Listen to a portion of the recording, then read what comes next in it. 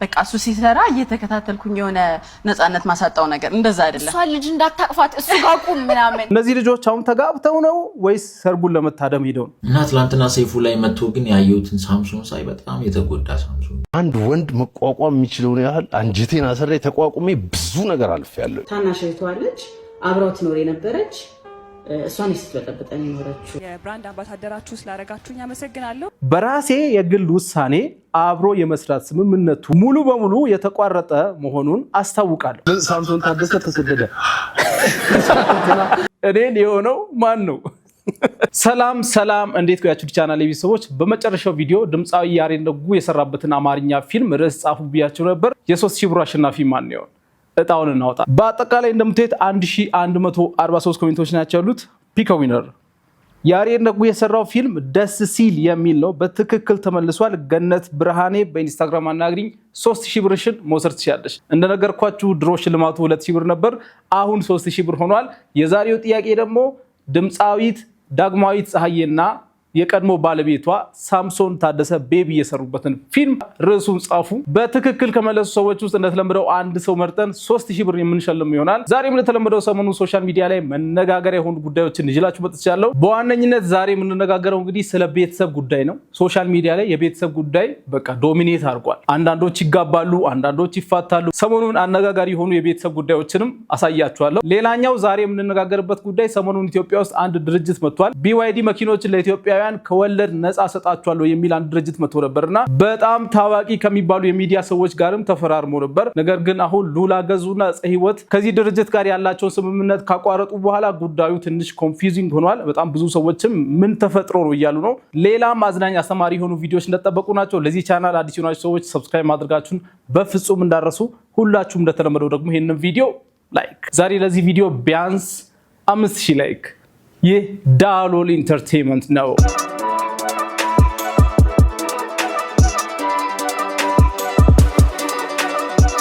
በነገራችን ላይ ስለ ሶሻል ሚዲያ ስለ ኮንቴንት ክሬሽን በአጠቃላይ ስልጠና እየሰጠን እንደሆነ ይታወቃል። በጣም ብዙ ሰዎች ስልጠናውን እየወሰዱ እየተጠቀሙ ይገኛሉ። እናንተም ሶሻል ሚዲያ ላይ መስራት የምትፈልጉ ከሆነ ዩቲዩብ ላይ ሰርታችሁ ገንዘብ ማግኘት የምትፈልጉ ከሆነ የራሳችሁን ቢዝነስ የራሳችሁን ሱቆች ማስተዋወቅ የምትፈልጉ ከሆነ ለራሳችሁ ቢዝነስ ራሳችሁ ቪዲዮ መስራትና ኤዲት ማድረግም መለማመድን ጭምር ሁሉንም ስልጠና የምትፈልጉ ከሆነ በዚህ ቁጥር በቴሌግራም ወይም በቀጥታ እኔን ማግኘት ትችላላችሁ። የኦንላይንም የአካልም ስልጠናዎች አሉ። አሁኑኑ ተመዝገቡ። ከጥሩና አዝናኝ ከሆኑ ነገሮች መጀመር ይሻላል። ሰሞኑን እንደምታውቁት ጾም ከተፈታ በኋላ በአጠቃላይ የሰርግ ወቅት ነው። እንደምታውቁት ኢትዮጵያ ውስጥ ጥር ወርና ሚያዝያና ግንቦት የሰርግ ወቅቶች ናቸውና ሰሞኑን ትንሽ ፈታ ካደረጉኝ የሰርግ ቪዲዮዎች መካከል አንዳንዶቹን ማሳያችሁ ይሆናል። ወደ መጀመሪያው ቪዲዮ እንግባ። ሙሽራው እንደምታዩት ተኝቷል። ሰው ሁሉ እየጨፈረ ባለበት ሰዓት እሱ ለጥ ብለዋል ነው የምላችሁ። እንደዚህ አይነት ቪዲዮ ሳይ ቀጥታ ወደ ኮሜንት ነው የምገባው። የመጀመሪያው ኮሜንት በዚህ ጫጫታ መተኛት ከቻለ ጭቅጭቋን መቻል አይከብደውም ይላል። ሰው ግን ከባድ ነው። ሌላኛው ኮሜንት ደግሞ በዚህ ቪዲዮ ብቻ ከቀጣዩ ቀን ጀምሮ ይጣላሉ ይላል። እና ኤኒዌይ ሰርግን በሚመለከት በጣም ያስደነገጡኝ ያሉ አንዳንድ ቪዲዮዎች አሉ። ከክፍለ ሀገር የሚለቀቁ ቪዲዮዎች ህፃናት ሊትራሊ ህፃናት ናቸው የሚጋቡት ጋይስ።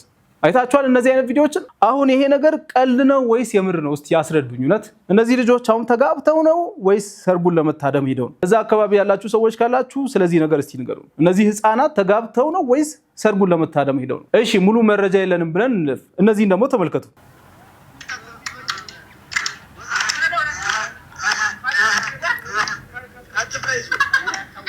ተመልከቱ ጋይስ። አሁን እነዚህ ህፃናት የምር ቤተሰብ ለመመስረት ነው እየተጋቡ ያሉት? ምንድነው የምትሉኝ? የምር እኮ ነው። ትልልቅ እንኳን በቃ በስለዋል የተባሉ ሰዎች ራሱ አሁን ላይ ያስቸገሩ ነው። ለነገሩ የገጠር ጋብቻዎች ከከተማ ጋብቻዎች በላይ የመጽናት ቻንሳቸው በጣም ከፍ ያለ ነው። የገጠር ጋብቻዎች ይሻላሉ እውነቱን ለመነጋገር። ነገር ግን እነዚህ ህፃናት እኔ እየተጋቡ ነው ለማለት ይከብደኛል። አንተ ራስህ ሳታድግ አይደል ያገባው እንዳትሉኝ። ወደ ቀጣዩ ቪዲዮ እንግባ።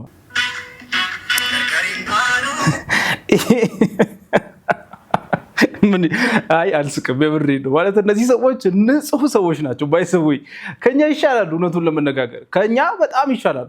ውስጣቸው ንጹህ ነው። ሲጋቡ መፋታት እንደሌለ አምሯቸውን አሳምነው የሚጋቡ ሰዎች ናቸው። ጀስት የፎቶውና የቪዲዮ እንትን አስቀኝ ነው እንጂ ከኛ ይሻላሉ። የምሬ ነው። እሺ እንደዚህ አይነት ሰርግ ሳይታችሁ ታውቃላችሁ?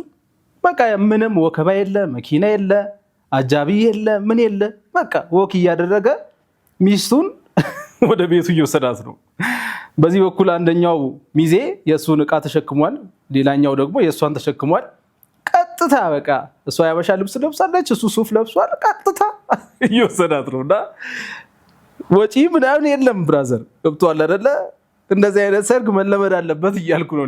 ለማንኛውም ሌላውና ሰሞኑን ሶሻል ሚዲያ ላይ ያለውን ማህበረሰብ በአጠቃላይ ሰርፕራይዝ ያደረገ አንድ ጋብቻ ነበረ፣ ያልተጠበቀ ማለት ነው። ወጣቶች በዚህ ዘመን ያሉ ወጣቶች ትምህርት ይውሰዱበት የተባለ አንድ ጋብቻ አለ፣ ላሳያችሁ። በረከት ይባላል። በረከትን የማታውቁ ሰዎች ካላችሁ ወቸ ጉድ ፖድካስት ላይ ከአቀራቢዎቹ ውስጥ አንዱ ነው እና ቲክቶከር ነው። በጣም ነው ደስ የሚሉት። ዋው! እና ወጣቶች ትምህርቱ ሰዱ እየተባለ ነው። በቤተ ክርስቲያን መጋባት አሁን ላይ እርድና ማለት በቤተ ክርስቲያን መጋባት ነው የተባለ ነው። ስለዚህ ወጣቶች ትምህርት መውሰድ አለብን ብዬ ማስበው በጣም ደስ ይላል። እንኳን ደስ አላችሁ ብያለሁ እኔ በበኩሌ። ኤኒዌይ ብዙዎቻችሁ ሼር ስታደርጉልኝ የነበራችሁትን ነገር ሰሞኑን ሶሻል ሚዲያውን በአጠቃላይ ወደ ተቆጣጠረው ጉዳይ ስናልፍ በዚህ ሳምንት በተላለፈው የሰይፉ ሾው ላይ ሳምሶን ታደሰ ወይም ቤቢ ቀርቦ ነበርና ስለ ትዳሩ አሁን ያሉበትን ደረጃ እንዳጠቃላይ ያጋጠመው ነገር ያለፈበትን ታሪክ በአጠቃላይ ተናግሮ ነበርና በዚህ ኢንተርቪው ምክንያት እኔ በራሴ ፐርሰናሊ የወሰድኩት አንድ እርምጃ አለ። ሶሻል ሚዲያ ላይ የጋብቻ ፎቶዋችንን እናም የተለያዩ ኤንጌጅመንት ቪዲዮአችንን በአጠቃላይ ዲሊት አድርጌያለሁ። እኔ ሶሻል ሚዲያ ላይ ከዚህ በፊት ፖስት ያደረኳቸውን ገብታችሁ ማየት ትችላላችሁ። ይሄ ነገር በጣም ትክክለኛ ነገር ነው እና ምን ያክል እነዚህ ሰዎች እንደጎዳቸው አሳያችኋለሁ አንድ በአንድ ማለት ነው። አንዳንዶቻችሁ የእነሱን ታሪክ ማለት ሶሻል ሚዲያ ላይ ያየናቸውን ነገር ታስታውሳላችሁ ብዬ አስባለሁ። ነገር ግን ብዙዎቻችሁ የእነዚህን ሁለት ሰዎች ታሪክ ላታውቁ ስለምትችሉ ከየት እንደጀመረ ወዴት እንደሄደ እና አሁን ላይ መጨረሻው ምን እንደሆነ ላሳያችሁ። መጀመሪያ ላይ ስለ ሁለቱ ክፍተት ከዚህ በፊት ያው ጥሩ ነገር ብቻ ነበር የምናየው። መሃላቸው ስላለ ክፍተት ዳጊ ራሷ መታ በተለይ ከቤተሰቦቹ ትዳራቸው ላይ በጣም ትልቅ ጫና ያደረባቸው እንደሆነ በተለይ ከእህቱ ችግር እየደረሰባቸው እንደሆነ ተናግራ ነበር። ያንን ቪዲዮ በትንሹ ላስታውሳችሁ። ከጓደኝነት ጀምሮ እስከ ትዳር ድረስ እኔ ከቤቢ ጀርባ ምን ነበረ ብትኝ፣ በቀኝ እህቷ ልጅ፣ በግራ ኤክሷ ልጅ። በእነዚህ ሁለት ሴቶች በጣም ስፈተን ነው የኖርኩት። ኦልሞስት ይሄንን 10 ዓመትና ከዛ በላይ ከጓደኝነት ጊዜ ጀምሮ ማለት ነው። በጓደኝነት ቅድም 4 ዓመት ቆይተናል ብዬሻለሁና ብቻ ለመግለጽ ይከብዳል። ምናልባት የብዙዎች ባለትዳሮች ችግር ነው ብዬ ማስባለሁ። እንደ መሰናክል የቤተሰብ ጣልቃ ገብነት። ታናሽ እህቷ ልጅ አብራው ትኖር የነበረች እሷን ስትበጠብጠን የኖረችው እንደ ችግር ይነሳ ከተባለ ሌላ እህት ወንድሞች አሉት እጅግ በጣም ሰላማዊ። ኤኒዌይ ሳምሶን መጨረሻ ላይ ከእህቱ ጋር ታርቋል ኦልሞስት ከ8 ዓመት በኋላ። ስለዚህ ነገር እሱ ራሱ የተናገረውን አሳያችኋለሁ። ለማንኛውም መጀመሪያ ሁላችንም ሶሻል ሚዲያ ላይ ያለን ሰዎች ስለ ሁለቱ ሰዎች ግጭት፣ ክፍተት እና ኔጌቲቭ ነገር የሰማነው በዚህ ቪዲዮ ነው። በዛ ሰዓት የነበረው ነገር ምንድነው ምክንያቷ? ለምንድነው ይሄን ሁሉ ነገር ማንሳት የፈለገችው? ለኛስ ይሄን ነገር መናገር የፈለገችው እኛ እንድንማርበት ነው ወይስ የነዚህ ሰዎች ለማጋለጥ እናም ለመበቀል ነው በሚል ብዙ ሰዎች ሲከራከሩበት ነበር። ኤኒዌይ በዛ ጉዳዩ አልፎ ነበረ። ሳምሶንና ዳጊን ከፍቅር ህይወታቸው በተጨማሪ አንዳንድ ፊልሞች ላይም አብረው ሲተውኑ አይተናቸው ነበር። ለምሳሌ ይሄ አብረው ከሰሩባቸው ፊልሞች ውስጥ አንዱ ነው። ያንተ ዳቦ ቤት ባይኖር የሰፈሩ ሰው ጉድ ይፈላበት ነበር ብዬ ነው። ምን የኔ ዳቦ ቤት ባይኖር ምን ማለት? የኔ ባይኖር የነ ግርማ አለ፣ የነ ግርማ ባይኖር የነ ሙስጠፋ አለ። ግን የእናንተ ዳቦ የተለየ ነው። የሰፈሩ ሰው ይወደዋል። የሰፈሩ ሰው ተይዋክሽ ገደል ይግባ። ማን ነው ገደል የሚገባው? የሰፈሩ ሰው እንዴ? ምን ማለት ነው? አክስቴም እኮ የሰፈር ሰው ናት። እሳቸውም ማለት አይደለም። ታዲያ ማንን ነው? ሌላውን የሰፈር ሰው። ምን? በነገራችን ላይ ከዚህ ፊልም በኋላ ፊልሙ ላይ በነበራት ካራክተር ምክንያት ማለትም ቅናተኛ ምናምን ስለነበረች በሪል ላይፍም እንደዛ ነች እያሉ ሰዎች እያወሩ ነበረ። ከዛ በተጨማሪ ደግሞ ሰይፉ ላይ ቀርባ ፊልም በሚሰራበት ሰዓት ሄጄ አየዋለሁ ምናምን ብላ አንድ ኢንተርቪው ከሰጠች በኋላ ምን ልታደርግ ነው የምትከታተለው ምናምን በሚል ብዙ ነገሮች ሶሻል ሚዲያ ላይ ሲወሩ ነበር እና እሷም ለዚህ ጉዳይ ሌላ ኢንተርቪው ላይ መጣ ሰይፉ ላይ ቀርቤ እሱ ሲሰራ እገኛለሁ ብዙ ጊዜ ብዬ ነበር እና ተመልካች አንዳንድ በሌላ ይወሰዱት አሉ ላይክ በቃ እሱ ሲሰራ እየተከታተልኩኝ የሆነ ነፃነት ማሳጣው ነገር እንደዛ አይደለም። እሷ ልጅ እንዳታቅፋት እሱ ጋር ቁም ምናምን እንደዛም ትዩ ነው የሚመስለው። እንደዛ አይነት የለም የሚመስለው አለ። እንደዛ ከሆነ እሱ እኔ ክሊፕ ሲሰራ እየመጣ አትንኪው ምናምን አይነት ነገር ይሄ which is childish ነው። እኛ እሱ አክቲንግ ሲሰራ በጣም ነው ማየት የምወደው ነው። በተለይ ቲያትር እኔ አንድን ቲያትር አስበሽዋል 20 30 ጊዜ አያዋለሁ አይሰለቸኝም።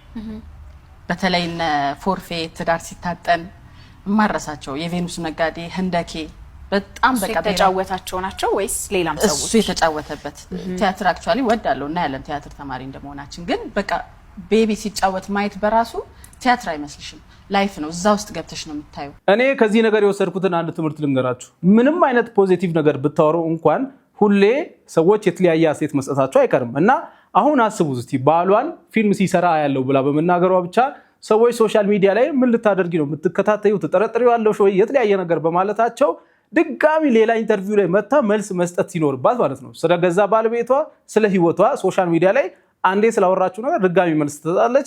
አሁንም በሰጠችው መልስ ላይ ሰዎች የተለያየ አስተያየት መስጠታቸው አይቀርም። ስለዚህ ድጋሚ መልስ ትሰጣለች። ስለዚህ እሱ ራሱ ስለዚህ ነገር ተናግሯል። ሚዲያ ላይ አንዴ ከወጣ ጉዳዩ ሺህ ጊዜ መመላለስ ነው የሚሆነው እና መጀመሪያውኑ ብዙ ነገር አለማውራት ብዙ ፕራይቬት የሆነ ነገር አለማውጣት ይሻላል። ኤኒዌይ ከዛ በኋላ 10ኛ ዓመት የጋብቻ በዓላቸውን ሲያከብሩ ድጋሚ ነው የተጋቡት ማለት ይቻላል። እሱ ድጋሚ ነው ቀለበት ያደረገላት። ሙሉ ፕሮፖዛሉ የሰርግ ፕሮግራሙ ድጋሚ ነበር የተከናወነውና በትንሹ ያንን ላስታውሳችሁ እስቲ። ድጋሚ እሺ ብላለች ዳጊ። ይሄ ጉርሻ ፔጅ ላይ የተፖስተ ነውና በጊዜው ኦልሞስት 3 ዓመት ሆኖታል አሁን ይሄ ፖስት ማለት ነው። ስለዚህ 10ኛ ዓመት የጋብቻ በዓላቸው ሲያከብሩ ነበር። እንደምታዩት ድጋሚ ፕሮፖዝ አድርጎላት ድጋሚ ዲኮር ተሰርቶ እሷም ቬሎ ለብሳ ድጋሚ ነበር የተጋቡት። ሰሞኑን እንደምታውቁት ገኒና ሙሉ ጌታ ድጋሚ እንደተጋቡት በሉት ድጋሚ ተጋብቶ እንደዚህ ፕሮግራም ተደርጎ ነበረ። ቅርብ ጊዜ ደግሞ የምታስታውሱ ከሆነ ሳምሶን ታደሰ አንዳንድ ቮይስ ሜሴጆች እና የተለያዩ ነገሮች ወጡበት በሚል ማለት ነው። እኔም አክቹአሊ በዚህ ጉዳይ ቪዲዮ ሰርቼ ነበር። የሱም ቮይስ ሜሴጆች ምናምን ያለሱ ፍቃድ መፖስት አልችልም ብዬ ፖስት ሳላደርግ ብቻ ስለ ጉዳዩ የተለያዩ ነገሮችን ብዬ ነበርና ያ ከተፈጠረ በኋላ ደግሞ ድጋሚ የነሱ ነገር ሶሻል ሚዲያ ላይ እንደ አዲስ መነጋገር ሆነ ማለት ነው። ሳምሶን ታደሰ ቺት አደረገባት እንደዚህ ሆነ በሚል የተለያዩ ነገሮች ሲደረጉ ነበር። ከዛ በኋላ የምታስታውሱ ከሆነ ሁለቱ ጭራሽ ሰይፉ ላይ ቀርቦ ነበር። ፓስተር ቸሬ ሳምሶንና ዳጊን ይዞ የእርቅ ፕሮግራም የሚመስል ነገር በዛ ፕሮግራም ላይ ተላልፎ ነበር። እኔ ግን ስኖር በዚህ እንግዲህ 11 ዓመት የትዳር ህይወቴ ምናልባት ማየት ይቻላል ቁጭ ብዬ ሳወራ ስለ ቤቢ ያለውን ነገር መልካም ነገርን ነው ሼር ማደርገው። መቼም ትዳር ላይ ያለው መልካም ነገር ነው ለሌላውም ትዳር ለሚያስብ ሰው ሼር ማደርገው። ስለ ቤቢ ያልኳቸው እነዛ መልካም ነገሮች ነገም ብንለያይ እንኳን ለሱ ያለኝ አክብሮት አይቀንስም፣ መውደድም አክብሮቴም አይቀንስም። በዚህ አጋጣሚ ልጆቻችንን ማሳደግ እንችላለን። እኔ ጋር ጠላትነት ወይም ጥላቻ የለም። ብዙ ዋጋ ነው የከፈልኩት ለትዳሬ። በዚህ እድሜ ብዙ ዋጋ ነው የከፈልኩት። በዚህ እድሜ ለትዳሬ ብዙ ዋጋ ነው የከፈልኩት ብላለች እሷ። እሱም ድጋሚ ይሄን ነገር ሲለው አሰማችኋለሁ በኋላ ላይ። እነዚህ ሁለት ሰዎች ለትዳራቸው ያን ያክል ዋጋ ከፍለው ከሆነ የመጣላታቸው ምክንያት ምንድነው ሲባል አንዱ በእርግጥም ሚዲያ ነው። እሱ ራሱ ተናግሯል ስለዚህ ነገር። ስለዚህ ኢንተርቪው ድጋሚ ብዙ አስተያየት መስጠት አልፈልግም። ነገር ግን ከዚህ በኋላ ሳምሶን ታደሰ አሜሪካ ሄዶ አገባ ምናምን የሚል የተለያዩ ወሬዎች ሲወሩ ነበረ። እናም ፋይናሊ እሱ ራሱ ሰይፉ ላይ ቀርቦ ያሳለፈውን ነገር በአጠቃላይ ተናግሯል። በዚህ ኢንተርቪው ላይ ከተናገራቸው ነገሮች በላይ የሰውን አቴንሽን የሳበው ነገር ምንድነው? ሳምሶንን እንደዚህ አናቀውም እንዴ? ፊቱ ተቀይሯል፣ አነጋገሩ ተቀይሯል፣ በጣም ተጎድቷል ወይ ደግሞ የሆነ ነገር ተፈጥሯል እንጂ እሱ እንደዚህ ፍጥን እያለ ሲያወራ እንደውም ደግሞ በጣም ስሜታዊ ሲሆንም አይተነው አናቅም የሚል አስተያየት እየሰጡ ነበር። እስቲ የአንድ ሰው አስተያየት ላሰማችሁና እንመለስ። ሳምሶን ሲባል በቃ ጂንን አላ ይሄ ኮስተር ኮራ ያለ ድምፁ ራሱ ውፍረቱ ምናምን ግርማ ሞገሱ በጣም በቃ እኔ እንዴት ልበል የወንድ ቁና ምናምን ሲባል ሳምሶን ነበር የሚመጣል ወንዳ በቃ እና ትላንትና ሰይፉ ላይ መጥቶ ግን ያየሁትን ሳምሶን ሳይ በጣም የተጎዳ ሳምሶን በቃ ነገሮችን ሰዎች እንዲረዱት እጅግ በጣም የፈለገ የስሙ መጥፋት ያለበት ሁኔታ በጣም ያንገበገበው ሳምሶንን ተመልክቻለሁና ትዳር በዚህ ደረጃ ሰውን ሰብሮ ሲያወጣ እኔ እንግዲህ አላየሁም። እንደነገርኳችሁ ሰዎች እንደዚህ አይነት አስተያየት ሊሰጡ የቻሉት ከተናገራቸው ነገሮች በተጨማሪ አነጋገሩ ቶኑ ራሱ ተቀይሯል። ብቻ ስሜቱን በግልጽ ያሳየባቸው የተለያዩ ንግግሮች አሉ። ነገር ግን ውስጡ በጣም እንደተጎዳ የሚያሳይ አንድ ንግግሩ ላሳያችሁና እንመለስ። አንድ ወንድ መቋቋም የሚችለውን ያህል አንጀቴን አሰሬ ተቋቁሜ ብዙ ነገር አልፌያለሁ። ብዙ ግን አለው ገደብ አለው። እኔ እኮ ቤተሰቦቼን ትቻለሁ ለማታ ዓመታት። ቅድም እንደነገርኳችሁ እንግዲህ ከእህቱ ጋር ድጋሚ ከ8 ዓመት በኋላ አካባቢ ድጋሚ እንደታረቀ እዚህ ጋር ተናግሯል። በደንብ ስሙ። እህቴ ጋር እኮ ከ8 ዓመት በኋላ ምናምን እኮ ነው የታረኩት። የዛሬ 2-3 ዓመት ምናምን ከታረኩ በኋላ ግን እንደገና ስሟ ተነስቶ መኖር እንዳትችል ተደርጎ ከሀገር እንድትሰደድ እስክትሰደድ ድረስ በስም ማጥፋት በምናምን በእንደዚህ አይነት ነገር ማለት ነው። ቅድም እንዳልኳችሁ ሶሻል ሚዲያ ላይ አንዴ ከወጣ ድጋሚ ሁሌ ማብራራት ነው። ማቆሚያ የለውም ብያችኋለሁ። ስለዚህ መጀመሪያውኑ ብዙ ነገር ሶሻል ሚዲያ ላይ አለማውጣት ይሻላል ብያችሁ አንደኛ ትምህርት የተማርነውን ነገር ነግሬያችኋለሁ። ሁለተኛ ትምህርት ደግሞ ምንድነው? ትዳር ላይ ቤተሰብ ጣልቃ አይግባ። ትክክለኛ አባባል ነው፣ ትክክለኛ ነገር ነው። ሌላው ደግሞ በዚህ በኩል ትዳርን መልሶ ቤተሰብ ውስጥ ብዙ አይግባ። ይሄ ከነሱ የተማርኩት አንዱ ነገር ነው ማለት ነው። ይህ ሰው ከሷ ጋር በፍቅር እንደተጣመረ ሁሉ ከቤተሰቦቹም ጋር ብዙ ዘመን አሳልፏል አይደለ? የሱ ቤተሰቦች ወጥተው ሶሻል ሚዲያ ላይ ምንም እስካላሉ ድረስ ስለሱ ቤተሰቦች ደግሞ ወጥተው ሶሻል ሚዲያ ላይ ማውራቱ ትክክል አይመስለኝም እኔ።